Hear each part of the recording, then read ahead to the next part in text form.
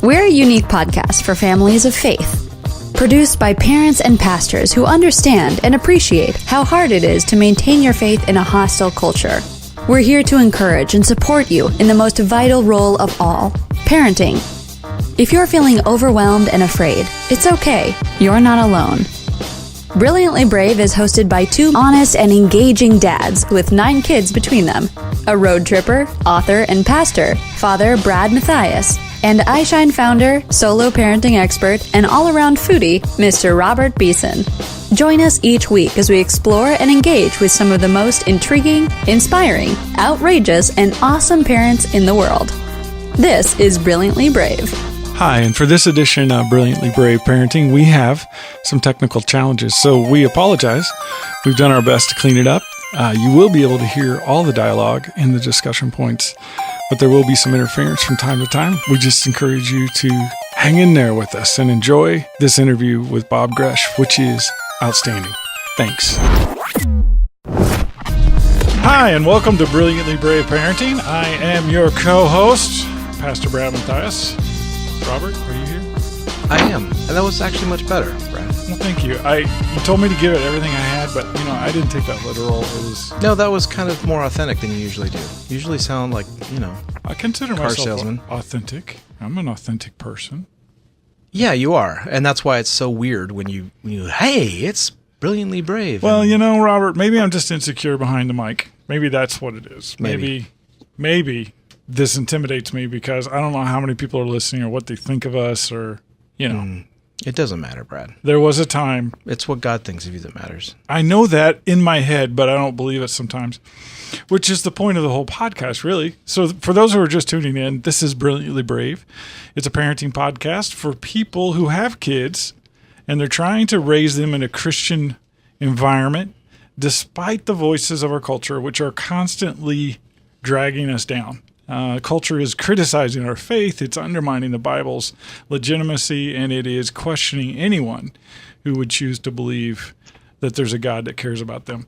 And so as parents, there's this constant bombardment. There's a sort of diminishment, I think, especially dads feel. Yeah. Because, if you watch a sitcom tonight, if you go on TV anywhere between 7 and 10 p.m., you're going to see multiple images of dads who are doofuses. Mm-hmm.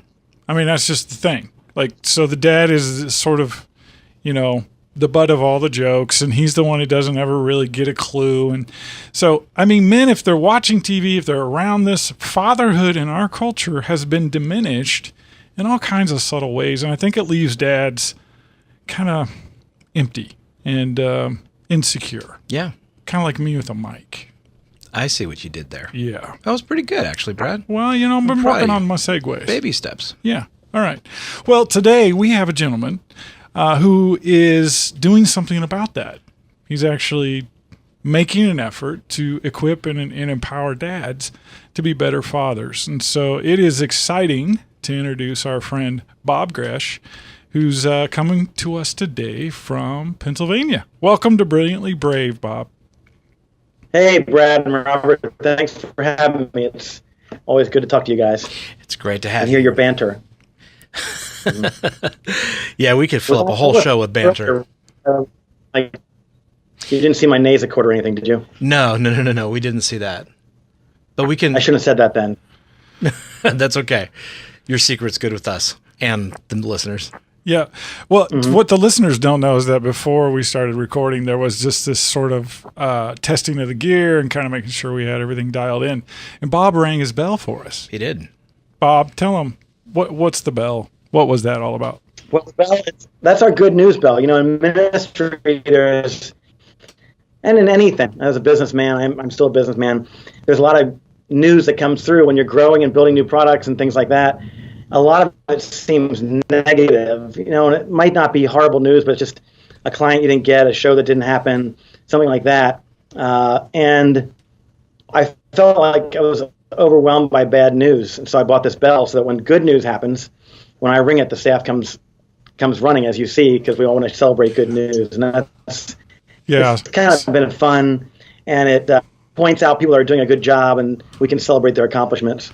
I feel like I need to sort kind of interrupt here just a second and explain what really happened. So we asked Bob, He has this big silver bell. That you see behind him right It's there. on his right shoulder. It's there in the background. We asked him just curiously, what is that for? He rang the bell and said, let me show you. And then, Robert, what, like seven he people? turned the camera and towards the door, and he says, can you see the door? And we said, yeah.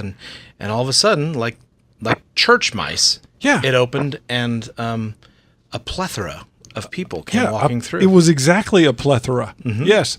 And there were like 7 or 8 people, and they were tentative. Like they were in trouble.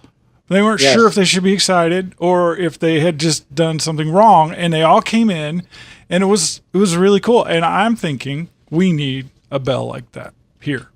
Yeah. Except it's just you. Well, you know, they came pretty fast, right? But they were there way before. Because you had instructed them not to interrupt you. Right, because I was going to be on video. And so they were like, should we come in? Is the bell supreme? And the bell is the supreme besides God thing in our office here.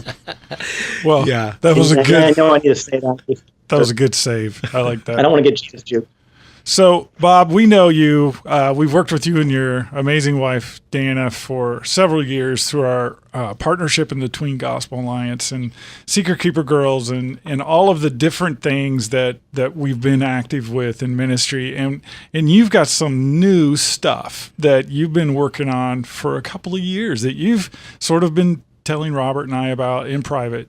And here's your chance to share this with a whole audience that's never heard about it before. Tell us what you're up to. Well, I want to thank you guys for your leadership in the Tween Gospel Alliance and just for our relationship it's been quite a few years now. Yeah. Because you guys have been great, and we've worked together without territory or turf or things like that. I just really, really love you guys.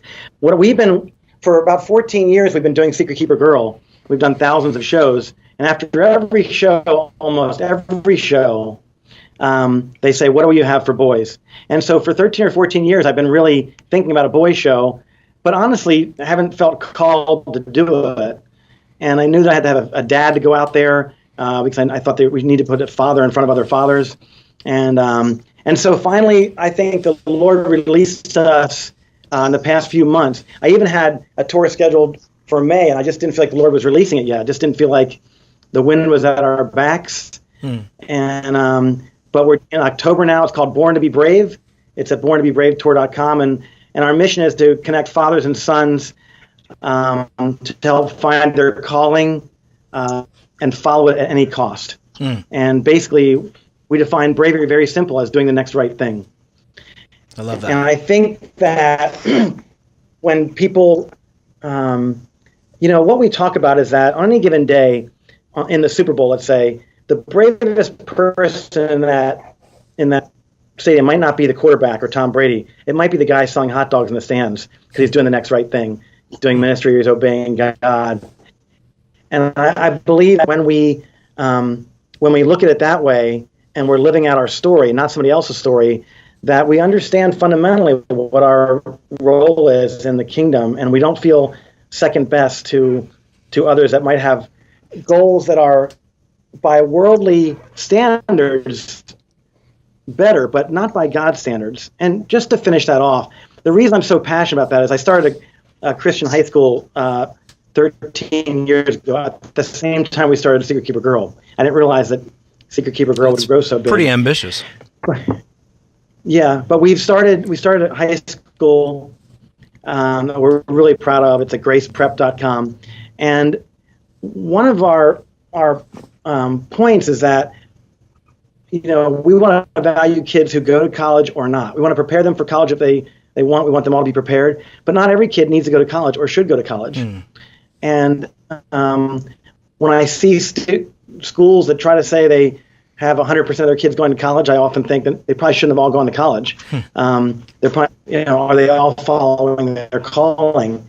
And I think we devalue and stigmatize kids that don't go to college. And I think it's terrible. And because we value, like, let's say I say you can be a lawyer, a doctor, an astronaut, or a plumber. Invariably, you'll know which one we're saying, you can even be a plumber kind of thing. And the fact is, a plumber probably makes more than I do on any given day. And God calls different people to be different members of the body.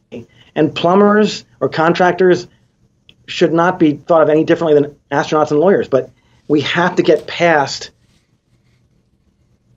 the superficial things of this world and look at it from God's eye. So I'm really passionate about guys finding their calling and feeling good about their calling and not being overwhelmed because they weren't one of the 5 or 6 professions we all want to be when we're growing up. Policeman, fireman, astronaut, Super Bowl quarterback. So what happens if you're not one of those things? What happens if you're starting a boy show from a little office and you want to be president of the United States? Am I a failure? No, I'm doing what God wants me to do, and I feel very clear about that. So I worry about our graduates going out and having goals and dreams that aren't God's. I love that.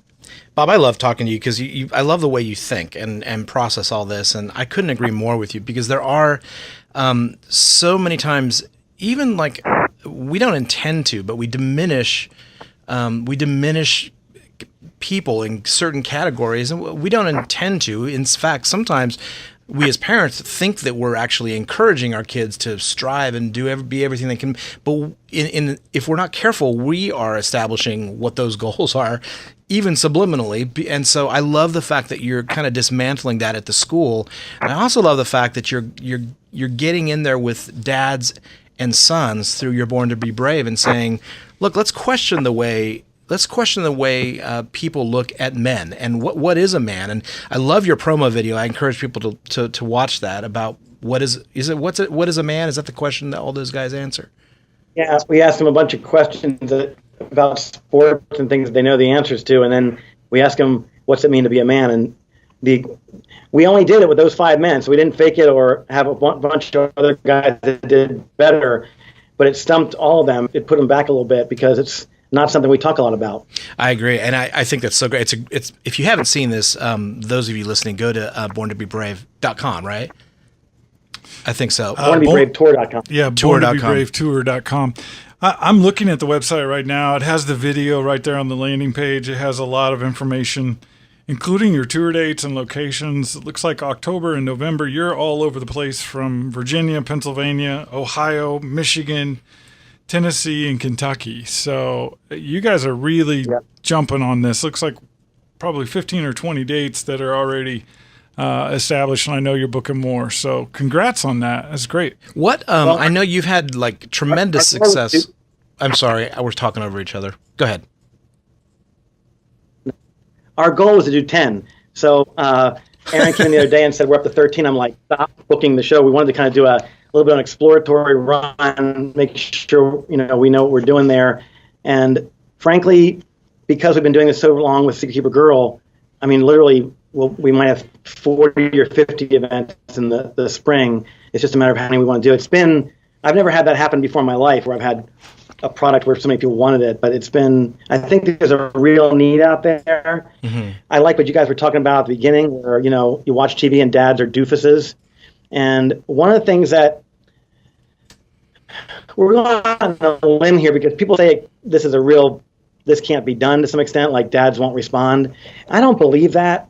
There are days when I'm concerned about it, but frankly, if you go to an event where we do 1,000 people at Secret Keeper Girl and we do 200 people for Born to Be Brave, I'm going to really, really feel good about the 200 people we have there. Mm. We might lose money, but we're willing to invest in that as a ministry. And furthermore, there's no women allowed, just fathers figures and their 7 to 12-year-old sons. Because the things we're going to be talking about, we can talk about a lot more fun stuff if there's no women in the room. We're not going to be talking about sex and things like that. But I want dads to come. I will not, I refuse to underestimate dads because I think dads will come. And I think that for single moms, it's the time we're going to really encourage other men. I just had a man in here today saying, man, I wish I had a son to come to this. Can you get me a and that's exactly what we want because we think, our tagline is every son needs a man to look up to. Every son needs a man to look up to, whether it's their dad or somebody else. But single moms, need help. They need a dad figure in that life, I believe. Yeah. I couldn't agree more. So you've had tremendous success with Secret Keeper Girl, and it's really resonated with families around the country. I mean, it's crazy how big this movement has become. What sets this apart, other than, I know you want men in the audience and to be with their sons or younger boys. So what would someone expect? What's different about this than other events or any kind of discipleship event? Well, there's a couple things different. One is it's just not being done. There's just not a traveling event for fathers and sons that I know much about, particularly for tween boys, fathers and 7 to 12-year-old sons. Secondly, and there may be others that are out there, but I haven't been able to find them very easily. I don't think there's anybody doing exactly what we're doing. Definitely not in the markets where we're doing them. Secondly, this is not entertainment, although we will entertain. You know, Robert, from being Secret Keeper Girl, that we're Bible teachers. Yeah. And the Scripture is supreme to us. We're gonna, they're gonna learn a verse.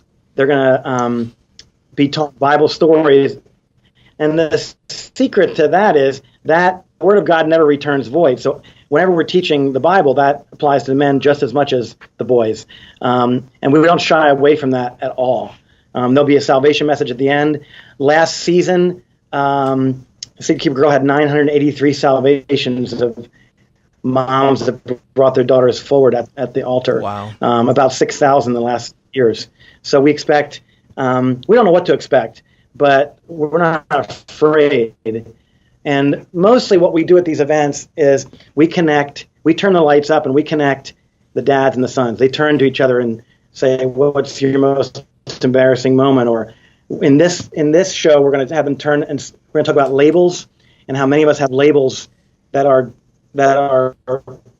wounds in us, that are generally a lot of times exactly the opposite of what we are, hopefully. My label is like laziness. I feel lazy. And I know that's not true. Anybody around me was not a lazy person, but I really struggle with feeling lazy. And I know it's not true, but it's easy for people to push that button. So if you want to push my buttons, guys, just say, hey, Bob, we know you're lazy, but can you get on the podcast and, clean the we will. We will at some point. So we're going to talk about labels, and we're going to try to get the dads to share, hey, what label have you worn? And have the boy share what label he thinks he's worn. Does he feel weak? Does he feel dumb? Does he feel and I'll tell you what, he will feel something. We all have these words or labels put on us. It's because of the curse. We all have them. And so that's the way we're going to connect. And then we want the dad to give the son a new label, and even ask the son to tell the dad what word he would describe him as. And I think it's going to be really encouraging. If you've seen the girls show, that's very emotional, and I'm not sure how that'll work out with the guys, but I have a lot of faith in guys that they're going to step up, and I won't underestimate them. I think the thing is, and I love what you're doing, because I think a lot of guys want to do what you're talking about, but they don't know where to start, and they don't know how to necessarily engage in the conversation. So having a template out there that they're creating in a live event to guide dads, to prompt them, because I think, like we were talking at the beginning of the show, men feel so diminished, like we're doofuses and stuff. And so to step out of that and to be brave enough to express ourselves is something that I think all men need encouragement to do that, but we know that it's inside. So I love that kind of pathway that you're leading for parents and for dads to connect to their sons. And what led you? I know that you've seen the success of Secret Keeper Girl. I'm not talking financially. I'm talking about the impact that it's had on families around the country. Besides just the obvious, there's a hole in the market, and this isn't. From a personal perspective, how can you relate what you're doing now to your own life? You have kids, and you've had the opportunity to raise both boys and girls in your house. So what is it about this personally that resonates with you as a dad? Well, it's interesting because I waited so long to feel called to do the show that I'm the dad that's going to go out. And Dan and I have been very careful to teach on things that we haven't been through. But today's my son's 27th birthday, and he's a great kid. He's finishing up his PhD in engineering, but he's basically sacrificing to his life to work at my Christian school because that's what he wants to do. He found his calling there. And so he said to me, Dad, I don't want to waste money that I've spent all this money on the PhD. But when he felt called, I said, the only waste of money would be to do something outside your calling, which I think could have easily happened if he had just done what would make him a lot of money.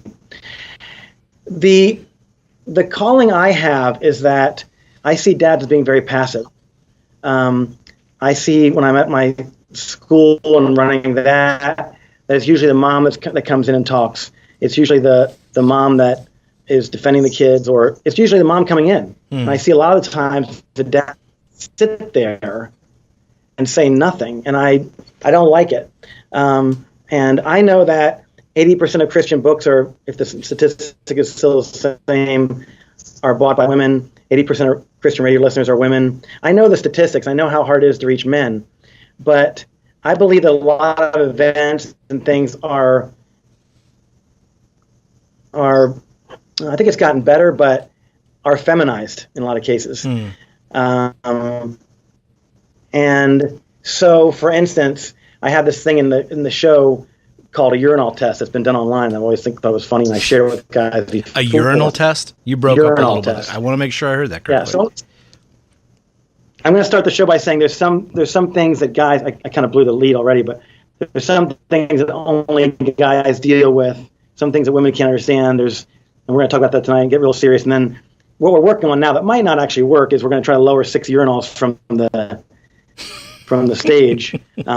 But people know, you guys will recognize this, and I'm not even sure I should talk about this on a, Oh, no. Let me help you here. Definitely want to hear about the urinals. Definitely. Our audience is fascinated. All right. Yeah. But this is the kind of thing we'll talk about because we can really talk about with the guys. But men will know, you guys will, now this will rock your world and change your life. You'll never think the same about a urinal. When you walk into, I'll try the test with you guys. When you walk into a bathroom and there's 6 urinals in the wall, let's say 7 urinals in the wall, and there's a man in urinal 1, which urinal do you go to? 2. I'm just kidding. The furthest one away. 6. Yeah. Yes, you go to the furthest one away. Yeah. You don't. When I hit 2, I was like, "Oh my, you're partnering up." And it's the man code. So if there was a person in, let's say, urinals 1 and 7, which one would you go to? 3. Yeah. 3 or 4. Whichever one was the right height and an appropriate number of stalls away. Furthest away from the other guy. Go right in the middle. Now, women generally don't understand this because they've never dealt with this. But every man tends to know, or should be, etiquette of urinals. And literally when you do the research, and they have this, I saw the research online, 96% of the people, when there's a guy in stall 1, go to stall 7. Mm-hmm. And the other 4%, they might go to stall 4, but the 2 or 1% that go to or the one right next to the guy, that's not right. Rarely happens. So we have to teach them. So that breaks the man code, definitely. Yep. We're gonna have some fun with the guys that we couldn't have with the women there, and I think that will open them up. It is a seeker-friendly event, but then we're going to get right into what we carry around as men. The first half of the show is about our labels, and about the fact that most men will come in there feeling probably as a father they might be Robert Lewis in Raising a Modern Day Knight talked about the difference between, we know about fatherlessness. We talk a lot about that. We don't talk about that in the show because the people coming there generally will have fathers. We talk about active dads and strategic dads. And in our generation, most dads are really good about saying, I love you, hugging their kids, going to practices and games that in the last generation didn't happen a lot, but they're really good at that. And they're dads, but they're not necessarily strategic fathers. And it doesn't really take much more work to be a strategic father, just knowing when to introduce things to your kids, what benchmarks and milestones to look forward to, and how to connect.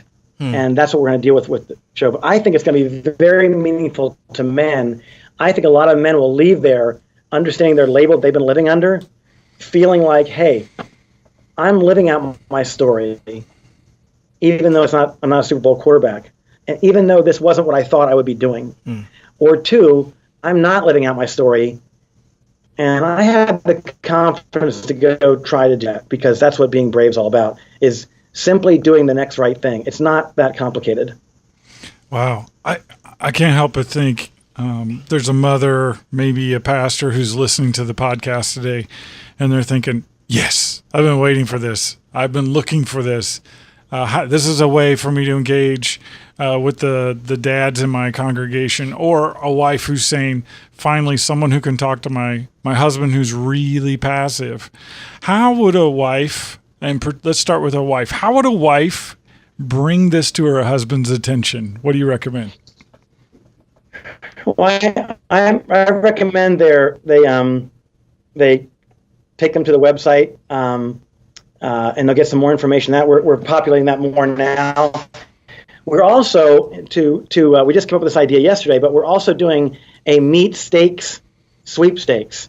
So we're going to be giving away some cool things like a grill and a year's worth of Omaha steaks, or an Amazon Echo, or some real guy things. If guys will share the video or enter the sweepstakes, because we have a connection quiz that's already on the website, but we're going to make it part of the sweepstakes, where if they take the connection IQ quiz of how connected you are to your son, at the end of that, that'll enter them in the meat stakes sweepstakes. In fact, our VIPs that come to the event are coming to a meet and greet, which is MEAT and greet. And so we'll love that. Dude, I want some meat. That's so good. Yeah. Man. So we also have I'm buying in the next few weeks a hydraulic press with 50 tons of pressure that will be called that will respond to our wheel of destruction, where we spin a wheel and decide what to destroy, and that'll be on stage smashing everything from cans of Cheese Whiz to softballs and duct tape. It's amazing what actually happens when you crush some of these things. So we're working on things that men will respond to. We're not going to talk down to them. And I'm willing to, like, for instance, just saying no women allowed will probably be somewhat controversial, but it doesn't really matter to me, because we have a mission there. And I want to look up to men. I'm not afraid to tell them that they need to connect with their son. We have a saying, 100% cool, 0% awkward. I have to think about that, because what we're trying to do is not make these connections awkward. And so when you're asked to turn to your son and to say, hey, give one word that you can give about your son, or he can give about you, we think we can make that through the teaching even if we put a bunch of words on the screen, we think we can make that a not very awkward thing, because sometimes it's hard for guys. Yeah. And if I can say one more thing, I know I talk a lot. That's good. One of the things I think I can encourage guys in is that, before I was a dad, I thought I was going to be a really cool dad. And in fact, the kid at the school, I think, would think I was a really cool dad, because they only know the side of me that they don't think I maybe be that hard on my son. But because dads are usually cooler to other kids than they are to their own kids. But I remember taking Robbie. One of the things I did do well was I bought a study guide, a study book called Technon at the time. It had 6 or 8 lessons. And Robbie and I would go out for wings. He likes wings. And so we would go out at 9 o'clock at night when I knew he'd be done with the stuff. He was about 10 years old, so got to stay up a little bit later. And I remember going out there, and we'd have one lesson on purity and integrity and things like that. And I'd come home, and Dana would be like, what'd you talk about, blah, blah, blah. And I think to this day, her impression was that I was like teaching him and doing all kinds of deep things with him. When frankly, I'd go over the lesson a little bit. It'd be an easy lesson, like, hey, Robbie, what do you think about integrity? And, that might have been 10 minutes of the deal. Out of an hour and a half, probably like 45 minutes of it was totally awkward, where he didn't talk much, and it was kind of hard. We'd be at a sports place, and so we'd watch TV a little bit. We might turn and watch football a little bit, but it wasn't easy. It wasn't that I have a great relationship with my son. My son is awesome, but at that age, it wasn't always. It was kind of awkward. It was easy for me to go, with my son or my daughter and drive 15 minutes to school and not say hardly anything. Because I'd be like, hey, what's, how you doing? Okay. This and that. And I want dads to know that. I think that sometimes dads, you read all these fathering books and stuff, and the bar they set is so high. And I think I told you guys a story to where I heard a guy on the radio once, great guy, obviously a very godly guy. And he said no matter where he was in the world, he never missed a night of calling his kids up to pray for them before they went to bed. And I'll tell you, that's made me feel bad ever since. Because I don't do that. I missed a lot of nights. And that stuck with me. I'm like, wow, I'm not a very good dad. Yet alone reading a lot of other books that they did this and that, and they did devotion to the table every night, and they did whatever. I think it's easy to feel really overwhelmed with the dad because we might not be keeping up with all the dad books and things like that. But God designed the dad to match the son. And he intrinsically knows the right things to do. I totally believe that. I totally believe there are dads. We have a dad sense to us. And so parents will come into school once in a while, and the mom might be questioning something or upset about something. And I'll be like, and this may be very controversial, but I'll be like, you should feel that way as a mom. You should feel that way because that's your mom's sense. But dad, let me tell you how you should feel. You have to be a little bit more objective. And I know this is going to sound totally sexist, but there is a sense that a dad has that a mom doesn't always have. And what I found, I call them wolf dads. Dads are willing to interview the boy that the kid's dating, that the daughter's dating, and give him a hard time, right? And be kind of scary. And sometimes when I did that, Dana was like, come on, you're being too hard on him. You're doing this and that. And I'm like, hey, I would say to my daughter's dates, I'm not a passive dad. If you harm my daughter, there'll be great harm coming. Don't think that I'm a. And frankly, there are some dads that should have said that to me. And yet I find in most cases the dads don't say anything to those people dating their sons or their daughters. And I find that hard to take, and I think dads need to step up. Wow. And a lot of them are. Yeah.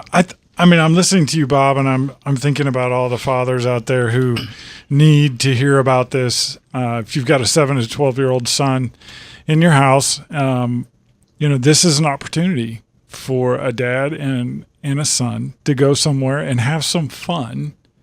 This isn't heavy, crazy church stuff. This isn't reading a dry book. This is a fun, guy-oriented event that's going to be really significant and enjoyable. It doesn't sound to me like this is a church event. This feels more like WWF meets, the X Games or something. I love that you're willing to go out of the box. I love the urinal thing. I love the idea of really addressing labels, keeping the female presence away just so guys can really be guys. But in a healthy way, because I think in our culture, when guys are allowed just to be guys, it gets raunchy, and so as Christian men, you don't have a lot of chances to just go with the guys and it's clean, like that just isn't a real option. So kudos to you, Bob. Yeah, well, thank you. I want to also stress one other thing I'm really passionate about, and that is that what we also want to balance is that there are a lot of kids that want to grow up and they want to be musicians or artists or chefs or florists or counselors or whatever. And what's neat about our teams, I have 3 guys. I've hired 2 other guys. Alan Scott from the Alan Scott Band is going to do live worship. But Alan's interesting. As we've been doing this show, Alan doesn't know anything about sports. And what he would say is, well, I'm not very manly. I don't know a lot of stuff about sports and things like that. If you don't know about sports, a lot of times you're excluded from, a lot of conversations. But it's interesting to me because he is manly. It's just that he's a musician. He's different than me. And so we want to really reach out to kids all three of the guys on stage are totally different, and we're all passionate about what we're speaking about. I'm passionate about the labels teaching. Alan's passionate about, his session's called Liar, Loser, and Thief, and where he came from. And what he's passionate about the identity in Christ, that we've been given everything we need to be good dads and good sons. And I want to reach out to boys there who have no interest in sports, who are not the kind of kids that are going to jump up and down when things smash, but that also I think a lot of times are excluded or feel excluded from manly things, because our definition of manhood is hunting, fishing, and sports, things like that. And I wonder what David did all those things. You know, he's a pretty well-rounded guy, but he also danced. He played the harp, right? Yeah, he was a musician. He was a songwriter. Yeah. Very emotional guy. He was a poet, right? Yep. And so I want men to also leave thinking, I want the poets to leave feeling like they can live out their story. And it's not a matter of being, not manly to be doing those things too. That's what I'm really concerned about and passionate about, is having boys leave that don't like sports and aren't in what we would consider our traditional, manly things. Those things aren't biblical at all. Our That's definition of manhood, and if you say, "Oh, he acts like a man," that definition is not biblical at all. So our typical thing of what makes a person feminine and masculine is not biblical. I think that's a great distinction, and I'm so glad that you're approaching it that way, because that has created a lot of confusion, I think, for guys that don't feel like they follow sports and that are a little bit more artistically inclined. That, am I less of a man because I don't enjoy following the latest scores of sports? I mean, I'm really into the arts, and I just think that's such a great. I'm glad that you're acknowledging that, because it does take a brave boy to be able to identify that he may not be like another boy that likes things that are more sports oriented or hunting. He can still be brave within what he's been given and what God has called him to be. So I'm so glad that you're making that distinction. And I think a lot of men will appreciate the distinction too. I agree. I totally agree. Yeah, and I'll take it a step further, Bob. I think you're providing a positive illustration of the gender role at a time when our culture is very confused, and the church is wrestling with how do we respond to these challenges in culture to the sexual orientation of kids, in particular this 7 to 12-year-old age where sexuality and identity are being formed. And so for you to be able to sort of put on a platform and illustrate a healthy masculine identity that embraces the arts or embraces the culinary world or fashion world and still is masculine, I just think that's so strategic and helpful. And I can't imagine what the culture would be like without voices like you in it. Yeah. Well, I appreciate that. I think that I always say this: you can be a former drug user, murderer, divorcee, whatever you can. I don't want to put those all in the same category. I'm just saying you can get up and give any kind of testimony of how wrecked your life was, and you'll be much more accepted than if you're what we consider a feminine man. Or get up and say that you struggle with same-sex attraction or you used to be gay. And I'm telling you that's a guy that's not going to be accepted quite as well as the other men, because a feminine man, what we consider feminine, I want to point that out because I shouldn't say a feminine man, but on the continuum that we consider feminine is, I think, the hard one to get a lot of traction in the church. And I believe someday we're going to meet the Apostle Paul or other people in the Bible, and we're going to be like, wow. Most of them were single, and we're going to be like, wow, he doesn't seem like the kind of rough guy I thought he was going to be. He was Paul was a scholar and a tent maker and whatever, and I think we're going to be really surprised because we have this idealized image of we think manhood is. And I got this I wrote a book called 8 Great Dates for Dads and Daughters. Excuse me. First chapter, right in the beginning, I'm like, there's a difference between girls and guys. Guys like to hike, and I was like, no, girls like to hike. Guys like to play sports, and I was like, no, girls like to play sports. And everything I thought that a guy likes to do, I thought girls actually like to do. I'm like, wait, how do I describe femininity? And how is this? And the only way I could describe it was the Proverbs 31 woman, who was a business person, who worked the fields, who did all kinds of stuff. I'm like, I had an illustration because the Proverbs 31 woman has a lot of what we would consider masculine qualities. She's a merchant. She did business and this and that. And it really taught me something. It changed my thought pattern. Like, wow, I have a completely non-biblical view of what masculinity and femininity means. Yeah. Well, I can tell there's been a lot of thought put into this ministry that you're launching this year.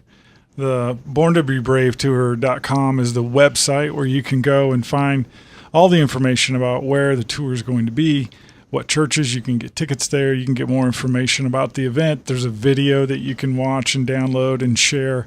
They've got a Facebook page. They have a Twitter handle. There's a lot of activity around this ministry. And I know, Bob, that you and your wife, Dana, are going to steward this very well. And we expect to hear great things about what God does through this and through you guys in the coming months. Absolutely. Hey, what? We're really excited about the ministry. We're really excited about the ministry potential and your support of it. And I will say, I actually think any age father and son will like this. I really do. I think so too. I really think they will. It's amazing when you do the content how it's not that different. I'm like, well, boys will like this too. There's not that much. We're not going to be talking about pornography, but we're going to be talking about temptation, things like that. I think men will take it on one level, boys will take it on another level. But it's pretty amazing when you preach the Bible how it doesn't return void, and it can, some of the most profound sermons I've heard have been children's sermons. So I appreciate your support. We're really excited about it. Well, thank you for taking the time out of your very busy schedule, not only to ring the bell for us, but to to also share for these last 35, 40 minutes with our audience, just about your heart, your passion as a father, and the ministry that you have invested, I'm sure, a significant amount of time and money to make happen. And so may God richly bless you and the people that you surrounded yourself with. Robert, you have any closing thoughts? Oh man, I appreciate you taking time to walk us through this, because I think it's a ministry that is so needed, and it's going to be so welcome in the church. So I'm proud of you and what you guys are doing, and I'm grateful that you took time to visit with us today. Well, and thanks to Brilliantly Brave and you guys for being my first PR for Born to Be Brave, my first interview. So we are honored. Yeah. I hope. Hey, thanks, guys. Yeah. Thank you so much. Thanks, Bob. All right. Well, Robert, our personal relationship with Bob and Dana goes back 5 years, maybe longer than that, but formally 5 years when we really started working with the Tween Gospel Alliance and the ministries that they were in and involved with at that time. And it's really cool when you kind of see the final product of something that you've heard someone dream about, think about for years. For years, yeah. He's been talking about doing this. Yeah. And felt called to do it. And so, it's just evolved, and God has developed him. And like we talked about in another one of our podcasts, the process and how God uses that time to really refine us and refine what they're doing now. And I think I want to go to one of these. I want to do the combustion, whatever it is that. I bet we can get an invite. I think we might be able to. I'm excited because we've talked about timing. We've in fact, one of our latest podcasts, we interviewed someone and they said, they knew that they had heard God call them to do something, but they waited. I think it was Kevin McNeese with New Release Today. He's like, he waited 10 years. He kind of kept these side jobs. He was really careful to be sensitive to God's leading on timing. And I heard Bob say pretty much the same thing. Yeah. He's like, I had this opportunity to launch in the spring, but I felt like God said, wait until the fall. And there's so many things like that that can sort of be missed. They're nuances in an interview, but when you realize that this is a father saying that, who's supposed to be the leader in his home, and you realize that he has the sensitivity to wait on God for timing, you begin to realize just how critical a healthy dad in a home really is. Mm-hmm. I couldn't agree more. Yeah. The urinal thing was hilarious. I've seen that test online. Have you? I hadn't, and so I was thinking about it, and I'm like, that is so true. There's like a man code. Yep. That's sort of intuitive. I don't know that anyone teaches it, but we all know. No. You go as far away from the other person urinating as you can. It's a weird thing, but it's true. Yeah, and so I've heard the opposite is true in like a woman's restroom. So they sit, in stalls, next to each other and talk. Like it's a common thing, like to have communication. I don't know about that. Oh no, I've heard this. I've had 2 daughters. They tell me this. Now, What's really interesting is that not only are you not supposed to stand close to each other in a stall, you're not supposed to talk to the guy next to you if you are forced to stand next to someone. And I'm just going to correct you. You shouldn't be standing together in a stall anyway. You just said when you stand together in a stall. Well, that's not. Okay. Every man code. So, like when you're standing and there's no other openings and you have to stand next to someone else who has a urinal and you're standing next to the urinal, you do not make eye contact with the guy next to you. And you do not ever start a conversation with a random stranger while you're going to the bathroom. Unless you're at a football game.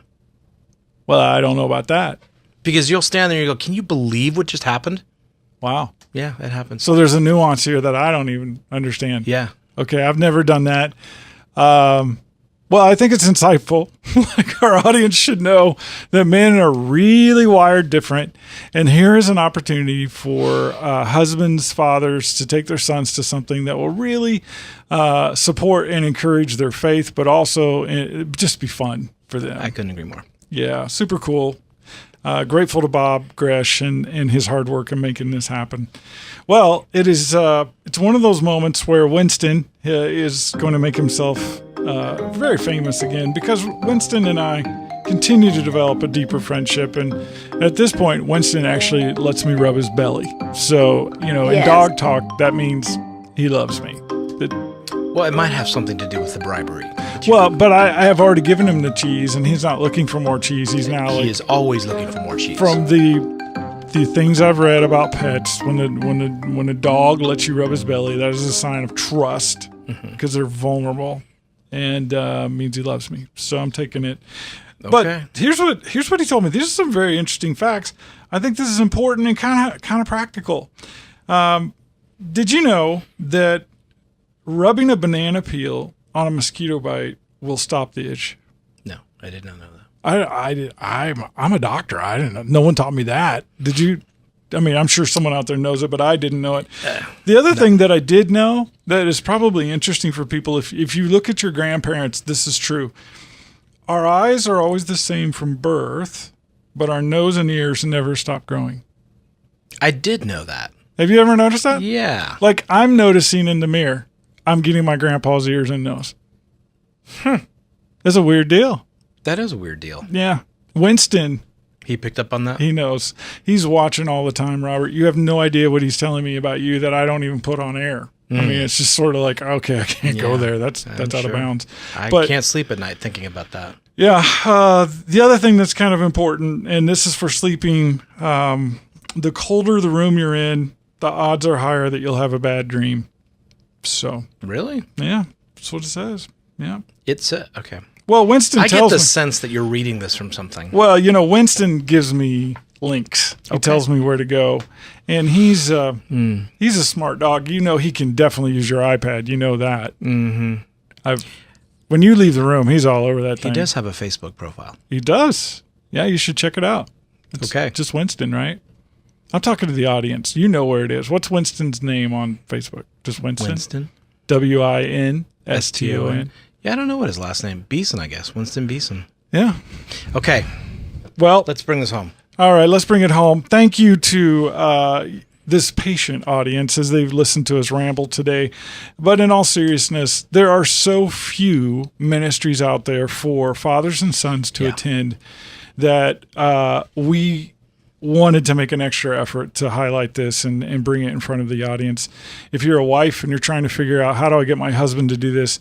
Download the information, pray about it, go to him and say, look, I think this would be good for you. And you'd be surprised. Your husband's probably going to listen to you. And if it's not in your city, go to your pastors and tell them to bring this, because this is something that is really needed for families around the country. Yeah, and I don't even think it's a big, expensive event. I think this is definitely finding the right fit for a church and a radio station in your market to fit with them. So we endorse it. We encourage you to check it out, and we can't wait to hear how it goes. As always, if you're a fan of the show or you're enjoying it, share it with a friend. Go to iTunes and write a positive review, because those are the things that help us get noticed by others. Parents, remember, even if you may not feel brilliant or brave, you are. For God gave us a spirit not of fear, but of power, and love, and self-control. And I am not ashamed, for I know whom I have believed. I am convinced that he is able to guard until that day what has been entrusted to me. 2 Timothy 1:7 and 13. This podcast is a service of iShine Ministries and the Tween Gospel Alliance. All rights reserved. Donations to Brilliantly Brave are tax-deductible at iShineLive.com. Review and subscribe to this podcast on SoundCloud, Stitcher, iTunes, or on our webpage. And read our blog and connect with us at WordPress@BrilliantlyBrave.com. Thanks for joining us for another episode of Brilliantly Brave.